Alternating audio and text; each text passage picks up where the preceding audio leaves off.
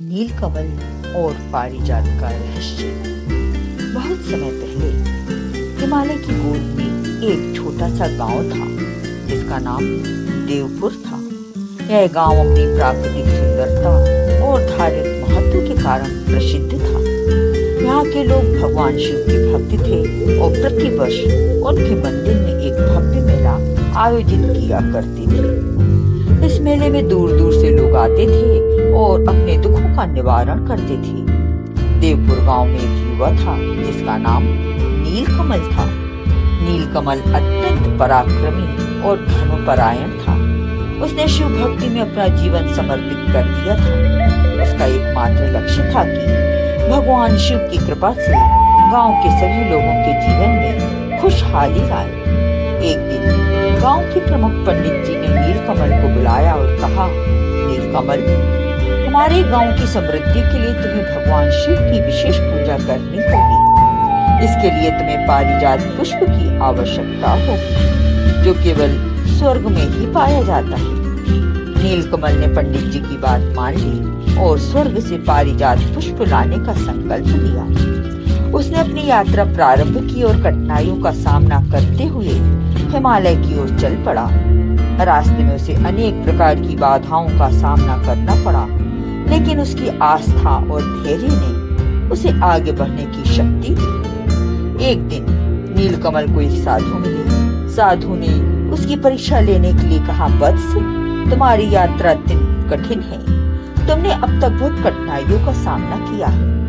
मैं तुम्हारी सहायता कर सकता हूँ, लेकिन इसके लिए तुम्हें एक परीक्षा उत्तीर्ण करनी होगी। नीलकमल ने साधु की बात मान ली और परीक्षा के लिए तैयार हो गया। साधु ने उसे एक कठिन मंत्र दिया और कहा, इस मंत्र का जाप करोगे तो तुम्हें स्वर्ग का द्वार मिलेगा, लेकिन इस मंत्र का जाप करते समय तुम्हें किसी भी प्रकार की लालसा नहीं होनी चाहिए। नीलकमल ने उस मंत्र का जाप प्रारंभ किया और उसकी तपस्या से स्वर्ग के द्वार खुल गए। स्वर्ग में प्रवेश करते हुए उसने देखा कि चारों ओर सुंदरता ही सुंदरता है।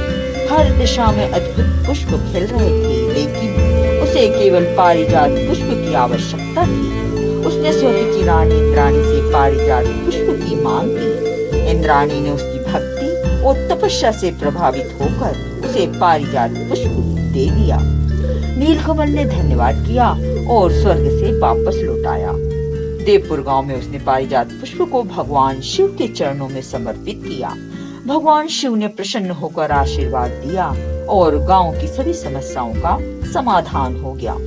गांव के लोग नीलकमल की भक्ति और पराक्रम की प्रशंसा करने लगे। नीलकमल ने सिखाया कि सच्ची भक्ति और तपस्या से असंभव भी संभव हो सकता है।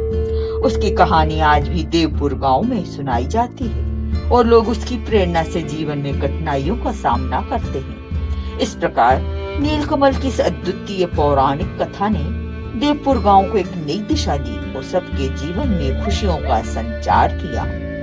जय श्री राम। यदि आपने हमारे चैनल को अभी तक सब्सक्राइब नहीं किया है तो सब्सक्राइब करें, लाइक करें और शेयर करें। धन्यवाद।